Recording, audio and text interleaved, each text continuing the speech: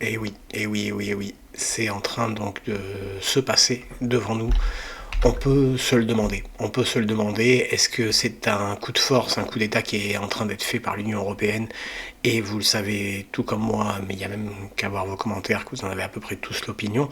Mais on va aller écouter ce que nous dit le député, en l'occurrence Nicolas Dupont-Aignan, donc sur ce qu'il est en train d'observer. Évidemment, si les gens non plus, comme disait J.D. Vance, si les gens ne croient pas réellement en toute cette démocratie, à quoi ça sert de voter, etc. C'est ce jeu-là qu'il faut quand même absolument respecter et c'est assez dingue. On va aller voir tout de suite ce que nous a dit Nicolas Dupont-Aignan. Voilà, générique.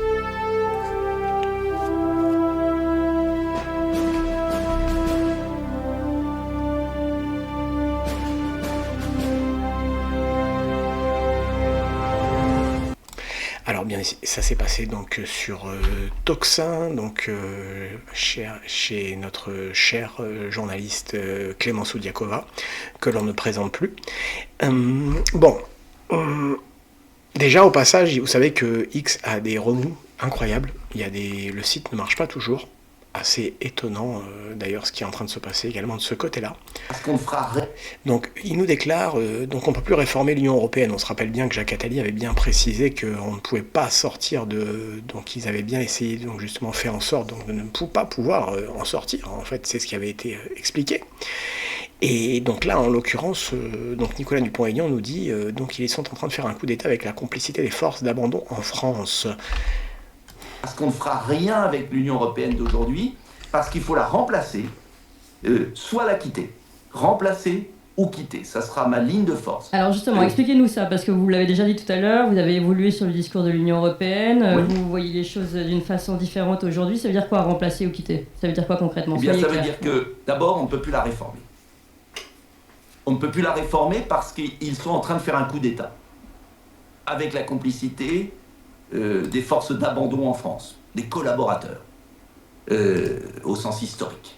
C'est-à-dire que vous avez une partie de la classe politique, ça s'est vu, hein, il y a bien longtemps sous Jeanne d'Arc, ça s'est vu plein de périodes de l'histoire de France. Vous avez toujours une force politique en France, c'est terrible, dans l'élite, qui est prêt à vendre son pays. C'est le cas aujourd'hui. Et donc aucun compromis avec ce système, il faut le dire aux Français. Premier point. Donc il faut absolument, c'est plus réformable. Il faut en finir avec l'Union européenne. Je veux la disparition de l'Union européenne. Ensuite, il y a le débat. Qu'est-ce qu'on fait? Il y a ceux qui disent qu'il faut le Frexit. Qu'est-ce qu'ils nous avaient dit? Il y a ceux qui disent qu'il faut le Frexit. Ok, effectivement, on continue. Mais l'ennui du Frexit, c'est que l'Union européenne reste à côté. Elle reste.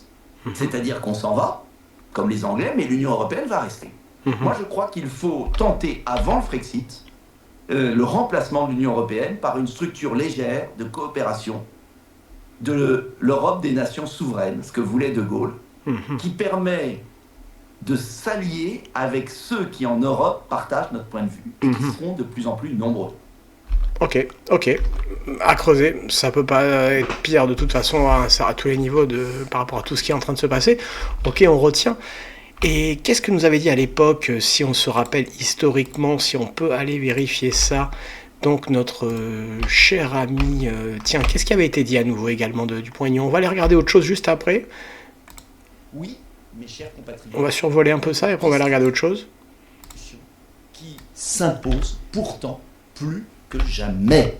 Elle s'impose et je le maintiens, je persiste et je signe, car l'heure est grave. Qu'est-ce qu'il nous a dit? Et veulent enfin faire la paix. Emmanuel Macron, lui, veut nous mener à la guerre contre la Russie. On verra ça, en espérant que ça ne n'aboutisse pas, bien sûr. On va regarder une chose qui est assez... un petit comeback dans le temps. Jacques Attali, à propos du traité de Maastricht, c'était pas très démocratique. D'abord, tous ceux qui, j'ai le privilège d'avoir fait partie, ont tenu la plume. Rappelez-vous.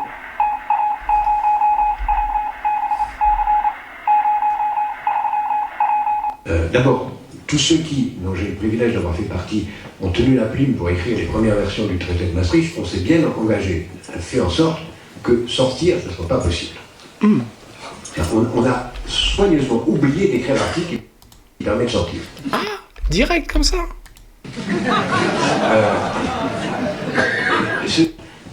Attends, on refait ça parce que... D'abord, tous ceux qui, dont j'ai le privilège d'avoir fait partie, ont tenu la plume pour écrire les premières versions du traité de Maastricht, on s'est bien engagé, fait en sorte que sortir ne soit pas possible. On a soigneusement oublié d'écrire l'article qui permet de sortir. Merci Jacques. Bah dis donc, tu nous sors des belles. C'est quand ça qui a sorti ça? Mais c'est bravo, merci. Hein. Démocratique, évidemment, mais c'était une grande garantie pour rendre les choses plus difficiles, pour nous forcer d'avancer. Parce que si on sort, ce qui naturellement est toujours possible, c'est impossible, mais naturellement, si on veut, on peut, c'est très très compliqué, hein, pauvre. Je ne rentre pas là-dedans, c'est très très compliqué. Sortir, bon soit par le bas, soit par le haut, c'est très compliqué. Ah bon? Ah bon, bah c'est compliqué puisque apparemment tu l'as bloqué. Ok, merci pour cet aveu, monsieur Attali. Bah écoutez, les amis, laissez vos avis. Voilà. Est-ce qu'on est bloqué? Laissez un commentaire, un avis. Je vous aime, je vous embrasse. Je vous dis à bientôt. Salut.